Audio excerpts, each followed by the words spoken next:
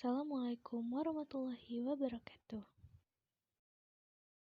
Perkenalkan, nama saya Indah Oktaviani dari Prodi Sosiologi dengan NIM 211030003.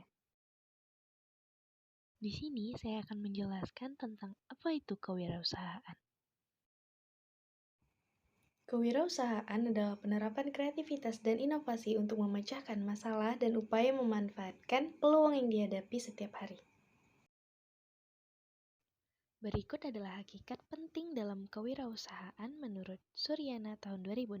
Yang pertama yaitu kiat, yang kedua dasar, yang ketiga sumber daya, yang keempat proses, yang kelima perjuangan, dan yang terakhir yaitu adalah keberanian. Di mana keenam hakikat tersebut sangat penting karena dapat untuk membentuk kreativitas dan daya inovatif. Menurut George Meredith dan L. Cowell, juga Zimmerer, dapat disimpulkan bahwa karakter umum kewirausahaan yaitu yang pertama, memiliki motif berprestasi tinggi, yang kedua, memiliki perspektif ke depan, yang ketiga, memiliki kreativitas tinggi, yang keempat, memiliki sifat inovasi tinggi, yang kelima, memiliki komitmen terhadap pekerjaan, yang keenam, memiliki tanggung jawab, yang ketujuh, mandiri dan tidak bergantung pada orang lain. Yang kedelapan, memiliki keberanian terhadap resiko. Yang kesembilan, selalu mencari peluang. Yang kesepuluh, memiliki jiwa pemimpin. Yang ke-11 memiliki kemampuan manajerial, yang ke-12 memiliki kemampuan personal, dan yang terakhir yaitu memiliki kreativitas dan juga inovasi. Berikut adalah kelebihan dan kekurangan dalam berwirausaha. Yang pertama yaitu kelebihan. Kelebihan kita dalam berwirausaha adalah kita dapat berotonomi atau mengatur sendiri usaha yang kita bangun. Lalu yang kedua yaitu ada tantangan awal dan perasaan motif berprestasi. Dan yang ketiga kita dapat mengontrol finansial kita. Lalu ada kekurangan dalam berwirausaha. Yang pertama yaitu adanya pengorbanan personal, yang kedua ada beban tanggung jawab, dan yang ketiga margin keuntungan tergolong kecil dan besar kemungkinan usaha akan gagal.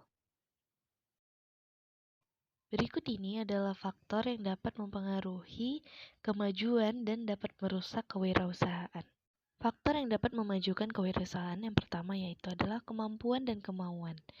Yang kedua yaitu tekad dan kerja keras. Yang ketiga yaitu mengenal peluang yang ada dan selalu berusaha untuk meraih ketika ada kesempatan.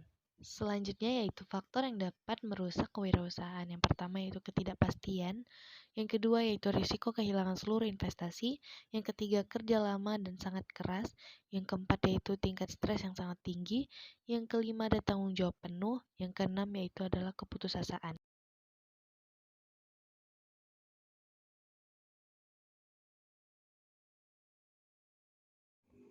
Usaha mikro adalah usaha produktif milik orang perseorangan dan garing atau badan usaha perorangan yang memiliki kriteria usaha mikro sebagaimana diatur dalam undang-undang. Dalam usaha mikro, aset maksimal yang dimiliki yaitu 50 juta dan omset maksimal yaitu 300 juta. Usaha kecil atau usaha ekonomi produktif yang berdiri sendiri adalah usaha yang dilakukan oleh orang perorangan atau badan usaha yang bukan merupakan anak perusahaan atau bukan cabang perusahaan yang dimiliki, dikuasai, atau menjadi bagian baik langsung maupun tidak langsung dari usaha menengah atau usaha besar yang memenuhi kriteria usaha kecil sebagaimana dimaksud dalam undang-undang. Aset maksimal dalam usaha kecil yaitu 500 juta dan omset maksimal yaitu 2,5 miliar. Usaha menengah atau usaha ekonomi produktif yang berdiri sendiri adalah usaha yang dilakukan oleh orang perorangan atau badan usaha yang bukan dikuasai atau menjadi bagian baik langsung maupun tidak langsung dengan usaha kecil atau usaha besar dengan jumlah kekayaan bersih atau hasil penjualan tahunan sebagaimana diatur dalam undang-undang. Aset maksimal dari usaha ini yaitu 10 miliar dan omset maksimal yaitu 50 miliar. Berdasarkan Gading 2010, ini adalah 5 kekuatan kompetitif. Dan berikut akan diuraikan 3 komponen dari modal intelektual.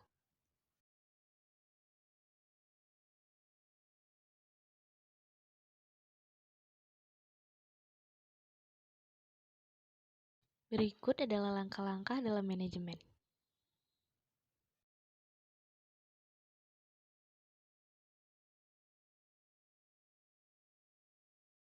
Berikut adalah pembahasan terkait kekurangan dan permasalahan ketika membeli perusahaan orang lain.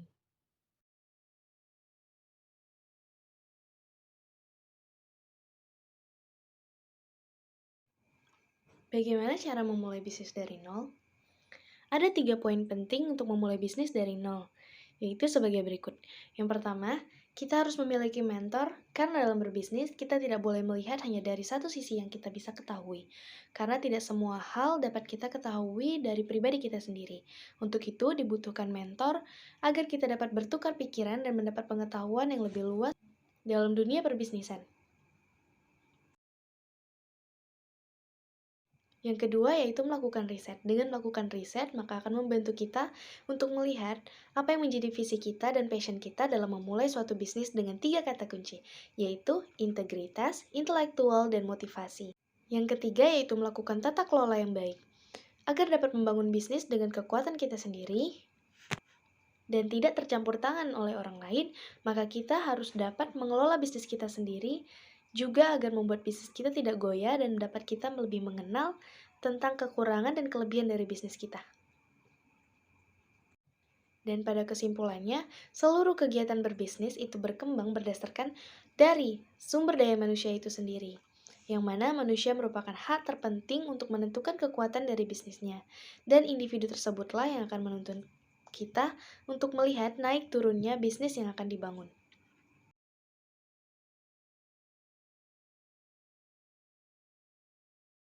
Persekutuan komanditer adalah di mana segala sesuatunya dapat dikelola oleh 2 orang atau lebih dengan salah satu yang mengelola aset secara bersama-sama dan di dalamnya terdapat 2 sekutu, yaitu aktif dan pasif. Berikut adalah alasan kenapa kepemilikan persekutuan komanditer bisa dipilih untuk memulai sebuah bisnis. Waralaba pada umumnya adalah suatu perjanjian atau persetujuan antara reflansir dan pedagang eceran atau pedagang besar yang menyatakan bahwa yang tersebut pertama memberikan kepada yang tersebut terakhir suatu hak untuk memperdagangkan produknya dengan syarat yang telah disetujui oleh kedua belah pihak. Tips-tips dalam memilih franchise agar tidak salah pilih. Yang pertama, yaitu memilih franchise sesuai dengan hal yang digemari, mengetahui minat dan milih sesuatu yang akan ditekuni. Sesuai dengan minat merupakan sebuah langkah yang sangat baik dalam memulai sesuatu, agar kita tidak mudah menyerah dan semangat dalam menjalaninya. Yang kedua, yaitu memilih produk maupun jasa yang banyak dibutuhkan oleh masyarakat. Dengan mengetahui kebutuhan dari masyarakat, maka franchise yang dibangun tentu akan memiliki daya tarik berstatus kebutuhan, sehingga akan sulit untuk dihindari oleh masyarakat, dan tidak akan membuat masyarakat tidak mengunjungi franchise yang kita buka. Yang ketiga, mencari lokasi yang strategis untuk franchise. Lokasi merupakan tonggak utama bagaimana daya tarik dari usaha yang kita bangun dapat dilihat oleh banyak masyarakat atau tidaknya, dan apakah sesuai dengan letak kebutuhannya atau tidak. Untuk itu, pemilihan strategisasi lokasi merupakan sebuah hal yang sangat penting. Yang keempat, yaitu memilih franchise sesuai dengan minat masyarakat. Minat merupakan hal yang bisa mendorong manusia untuk sebuah keinginan. Dengan mengambil atau memilih franchise sesuai dengan minat masyarakat, maka akan membuka peluang lebih pada franchise tersebut dan dapat berlangsung secara lancar. Meskipun pada dasarnya minat bisa terus berubah dan berjalan sesuai dengan kondisi waktu juga zaman, kita tentu dapat masih harus menyamakan barang atau jasa dengan minat dari masyarakat tersebut. Yang kelima, jangan mudah menyerah dan terpengaruh pada cerita kesuksesan milik orang lain. Jika kita mempelajari untuk memulai usaha, pasti kita akan mencari inspirasi dari orang-orang yang telah sukses pada bagian dan bidangnya masing-masing. Namun, dari cerita kesuksesan yang diceritakan, tidak sedikit perjuangan yang ia lakukan untuk mencapai kesuksesan tersebut. Untuk itu, jangan hanya mendengarkan cerita suksesnya saja, tapi kembali telaah perjuangan yang telah ia lakukan. Yang keenam, sesuaikan franchise dengan modal yang dimiliki dalam memulai sesuatu. Tentu kita harus memikirkan berbagai macam resikonya. Resiko yang paling nyata adalah dalam kondisi keuangan, terutama modal. Bangunlah sebuah usaha berdasarkan modal yang ada dan secukupnya. Biasanya cara instan bisa dilakukan, namun tentu saja cara instan berbentuk pinjaman dana dan lain-lain akan menambah resiko di masa yang akan datang. Cek latar belakang franchise yang akan diinginkan adalah salah satu tips yang paling baik. Skala reputasi merupakan hal penting untuk keberlangsungan di masa depan. Dengan mempertimbangkan segala macam bentuk, termasuk reputasi, merupakan hal yang sangat baik untuk dilakukan. Lalu yang kedelapan yaitu pahami sistem keuangan yang telah ada. Tentu dengan memahami sistem keuangan dan proyeksinya, kita akan bisa memahami harga jual, keuntungan yang akan diperoleh, bahkan naik turunnya penjualan. Lalu tips yang kesembilan yaitu baca kontrak kerjasama dengan teliti. Perjanjian maupun pemutusan kontrak kerja harus dipahami dengan baik dan seksama. Bahkan jika perlu mintalah bantuan pada yang ahlinya untuk mendampingi kita dalam pembacaan kontrak dan penandatanganannya. Hal ini juga termasuk dalam jaminan yang disepakati. Harus dilihat secara seksama apakah ada di dalamnya perjanjian atau tidak. Jika disuruh untuk memilih, maka waralaba yang akan saya pilih adalah waralaba produk. Karena menurut saya menciptakan sebuah produk baru atau menginovasikan sebuah produk yang telah ada menjadi sebuah produk baru kembali merupakan hal yang sangat menyenangkan. Saya akan memfokuskan produk dalam produksi makanan atau cemilan. Akibat keadaan yang serba digital ini dan karena COVID-19 yang terus membuat pergerakan masyarakat cenderung terbatas, biasanya dalam keadaan ini banyak menginginkan produk makanan atau cemilan baru yang enak dan unik untuk coba dirasakan dan juga sangat praktis untuk dapat diperjualbelikan. Strategi pemasaran dan perencanaan pemasaran. Yang pertama yaitu jenis perencanaan, yang kedua tujuan, yang ketiga yaitu langkah pokok dalam perencanaan pemasaran, yang keempat yaitu perencanaan pemasaran dan keunggulan bersaing, dan yang terakhir yaitu sistem pemasaran modern.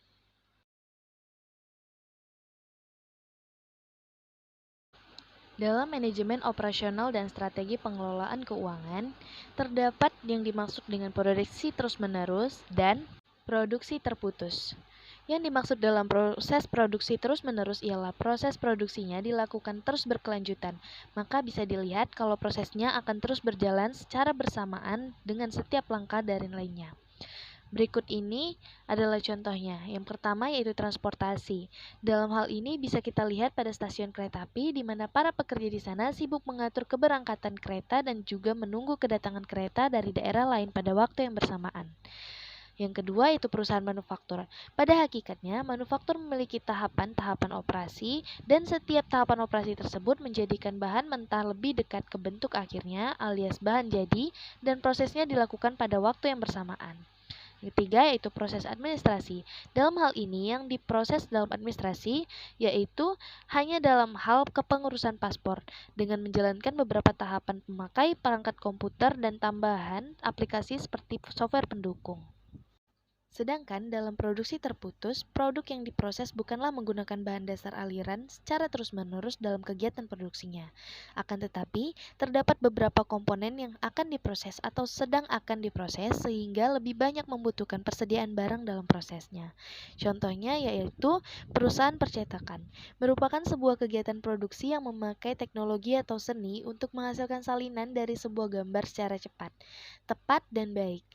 Yang kedua yaitu perusahaan mebel. Seluruh barang yang diproduksi adalah untuk perlengkapan rumah ataupun kantor, seperti misalnya kursi, meja, dan lemari dengan menggunakan bahan dasar kayu. Model adalah sebagian dari hasil produksi yang digunakan untuk memproduksi kebutuhan secara lebih lanjutnya. Modal yang berasal dari sumber intern adalah modal atau dana yang dibentuk atau dihasilkan sendiri di dalam perusahaan, yaitu seperti laba ditahan, laba bersih yang disimpan dan diakumulasikan, depresiasi, alokasi jumlah suatu aktiva yang dapat diusutkan sepanjang masa bermanfaat yang diestimasi. Lalu ada juga sumber eksternnya. Modal yang berasal dari sumber ekstern adalah sumber yang berasal dari luar perusahaan, seperti supplier, perusahaan memberikan dana dalam bentuk penjualan barang secara kredit, dan bank sebagai lembaga keuangan.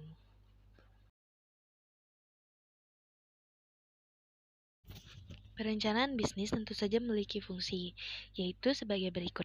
Yang pertama, memberi panduan operasi perusahaan dengan membuat rencana untuk masa yang akan datang. Yang kedua, menarik pemberi, pinjaman, dan investor. Yang ketiga, cerminan dari pembuatnya atau keseriusan dari perusahaan tersebut. Sekian dan terima kasih. Wassalamualaikum warahmatullahi wabarakatuh. Sampai jumpa kembali.